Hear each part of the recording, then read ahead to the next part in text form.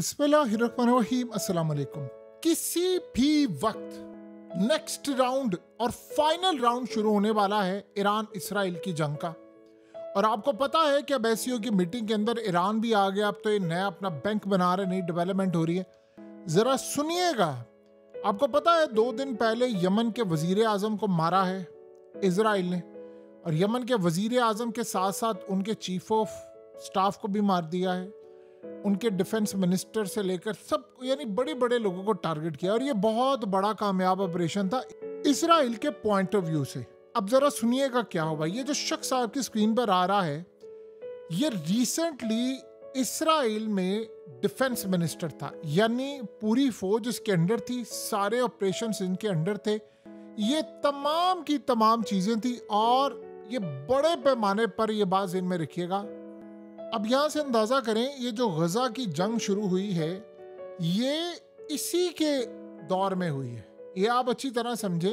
यानी जो गजा की जंग शुरू हुई है 7 अक्टूबर से लेकर आज तक, ये असल में इसी के दौर में शुरू हुई थी, इसी के दौर में पीक पर गई थी। बाद में इख्तलाफात हुए, सारा कुछ हुआ और फिर ये मामला हुआ। अब ये डिफेंस मिनिस्टर रहा है, यानी रिसेंटली सारी जंग इसी के अंडर थी।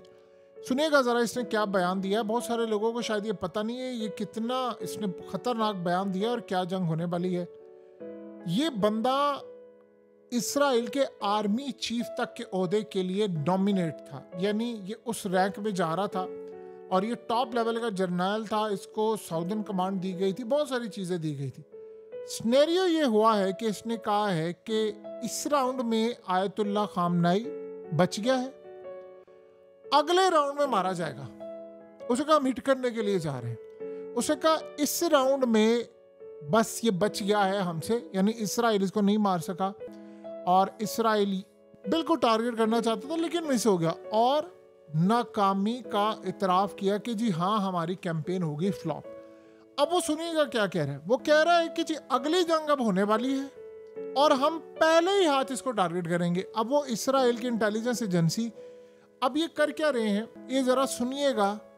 ये जो रिसेंटली मारे गए हैं सारे साइंटिस्ट और आर्मी चीफ और ये असल में जानते हैं बहुत सारे लोग। एक तो मुखबिर थे, जाहिर सी बात है अंदर, जिन्होंने इनके जो गार्ड्स थे जो ड्यूटी पर मामूर थे, चाहे वो आर्मी चीफ के हों या इनके न्यूक्लियर साइंटिस्ट के हों या किसी और के हों, मुखबिरों ने अंदर से उनकी इंफॉर्मेशन दी। क्योंकि ये जितनी बड़ी टॉप लेवल के लोग थे ये मोबाइल फ़ोन इस्तेमाल नहीं करते थे, लेकिन इनके ड्राइवर्स, इनके गार्ड्स इस्तेमाल करते थे। तो इसराइल को अंदर से मदद मिली और उन्होंने इनकी लोकेशन अंदर से अपने गद्दारों के जरिए लेकर इनको अटैक किया और इन सबको मारा। यानी ये ऐसा ऑपरेशन था कि जिसमें इनके पास उनके गार्ड्स की रियल टाइम लोकेशन आ रही थी, इसीलिए 12 मिनट में 30 लोगों को एक साथ मारा गया।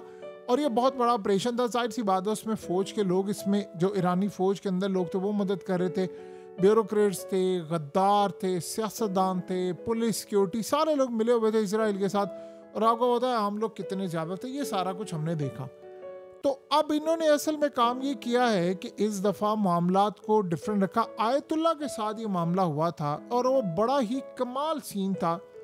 उनके जो गार्ड्स थे, जो मेन गार्ड्स थे उनके, याद रखिएगा, इनके प्रेसिडेंट को भी मारने की कोशिश की, वो बच गया। उसने बताया उसके बाद में टांग में मसला हुआ था, जख्मी हो गई थी।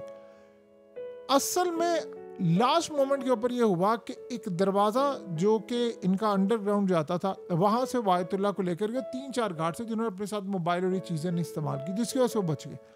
अब ये कह रहे हैं कि हम टारगेट करने जा रहे हैं। ये जो शख्स आपकी स्क्रीन पर आ रहा है, कर्नल डगलस मैकग्रेगोर, ये अमेरिका का जो मोस्ट रिस्पेक्टेड लोग हैं उनमें शामिल है। उसने कहा है, ज़रा सुनिएगा उसने क्या कहा है। कहता है इसराइल का जो ग्रेटर इसराइल का प्रोजेक्ट है वो कामयाब नहीं हो सकता अनटिल कि वो ईरान को मुकम्मल तौर पर तबाह करें और इसको शिकस्त दे, यानी जैसे गजा का हाल किया वैसे किया।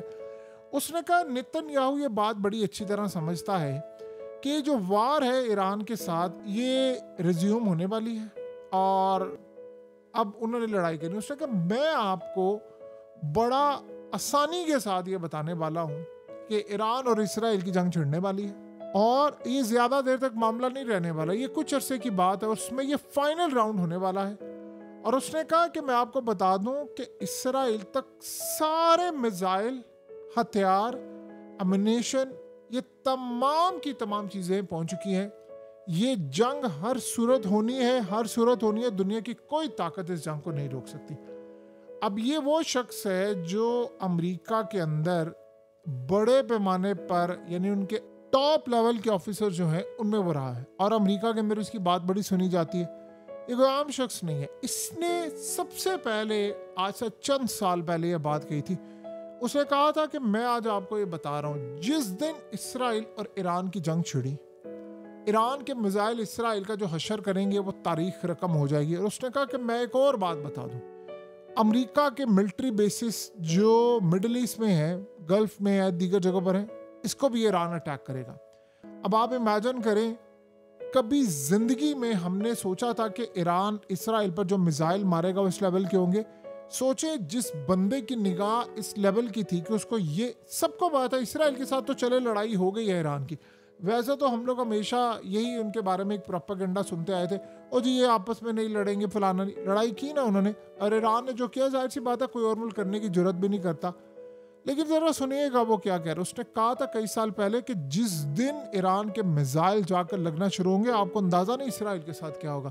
और वो इसराइल ने तारीख अपने ऊपर तबाह होने वाली सारी दुनिया को दिखा भी दी। जो ईरान ने किया वो पूरे वर्ल्ड ने देखा, और शायद इससे बड़ी जंग हो भी नहीं सकती थी। लेकिन जो अब होगी वो कह रहे हैं इससे बड़ी तबाहकुन है, ये तो कुछ भी नहीं है जो अब होने वाली है।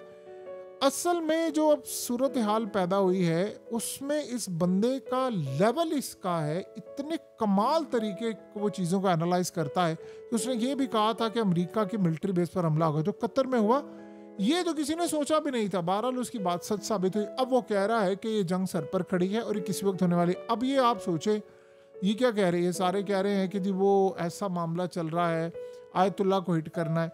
असल में इसराइल का ऑपरेशन हुआ था नाकाम, और वो नाकाम इसलिए तसव्वुर वो करते हैं कि सबसे पहले तो इसराइल का ऑपरेशन इसलिए नाकाम हुआ है कि वहाँ पर रिजीम चेंज नहीं हो पाया, एक चीज़। नंबर 2, इसराइल अपना ऑपरेशन को नाकाम इसलिए समझता है कि आयतुल्लाह को वो मार नहीं पाए। तो जब ये दो मेन काम वो कर नहीं पाए तो वो समय से अब ये रिज्यूम करेंगे। और दूसरी बात ये है, देखिए डोनाल्ड ट्रंप इस वक्त मंजर आम से गायब है, किसी को नहीं पता वो क्या, उसके बारे में अफवाहें उड़ रही थी, वो जिंदा भी है नहीं है, उसकी तस्वीर कुछ सामने आ रही है, पता नहीं चल रहा है ये नई है पुरानी है। ट्वीट वो कर रहा है, लेकिन वो 8 दिन से उसने मीडिया से कोई बातचीत नहीं की, कोई मामला नहीं किया, किसी को पता ही नहीं है वो कहाँ पर है। वो बेशक इंडिया को ट्वीट पर जलील कर रहा है, लेकिन किसी को इस बारे में अंदाजा नहीं। अब जो मामला होने के लिए जा रहा है उसमें ट्रंप पर इसराइल शदीद गुस्सा है, शदीद गुस्सा है। इसकी रीजन क्या है? ये तो मंजर आम पर वो नहीं आ रहा, उसके पीछे क्या हाथ है कुछ नहीं कहा जा सकता। लोग तो यहाँ तक कहते हैं जी डबल बना लिया। आपको पता है सोशल मीडिया पर फाइन जो चल रही है कि ट्रंप का डबल तैयार हो गया है। अब असल मसला ये है कि इसराइल ये कह रहा है डोनाल्ड ट्रंप को कि इनका एटमी प्रोग्राम तबाह करो। अब ट्रंप को आपको पता है कि इंटेलिजेंस रिपोर्ट लीक करने पर उसने इंटेलिजेंस के चीफ को ही उड़ा दिया है, फारिग कर दिया है, उसको ही निकाल दिया है।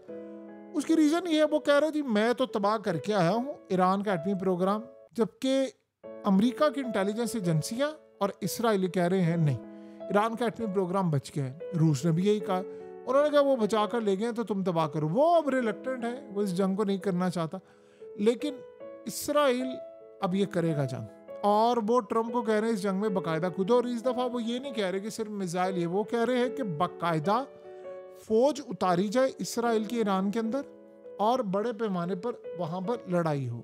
अब आप अंदाजा यहां से लगा लें, इस दफा उन्होंने ईरान की लीडरशिप को टारगेट करने के लिए क्या जरा इस्तेमाल करना है। देखिए यमन का जो प्राइम मिनिस्टर मारा गया है, ये भी इसराइल ने बड़ी मुश्किल से इंफॉर्मेशन निकाली और उन्होंने गद्दारों के जरिए किया।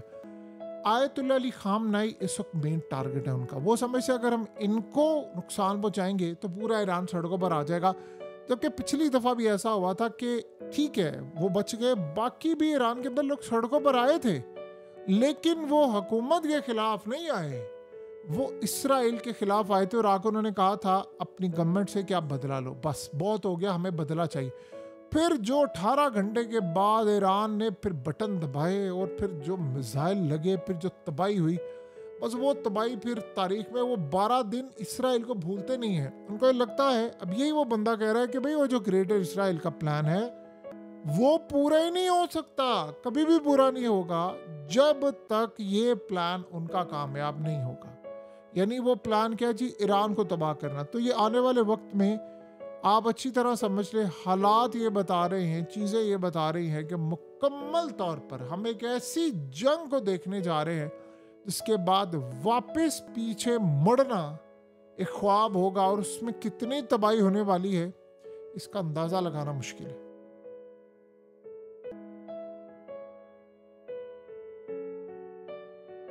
हकीकत टीवी को सब्सक्राइब करना मत भूलें, वीडियो को लाइक करें, शेयर करें और कमेंट सेक्शन में अपनी राय का इजहार ज़रूर करें।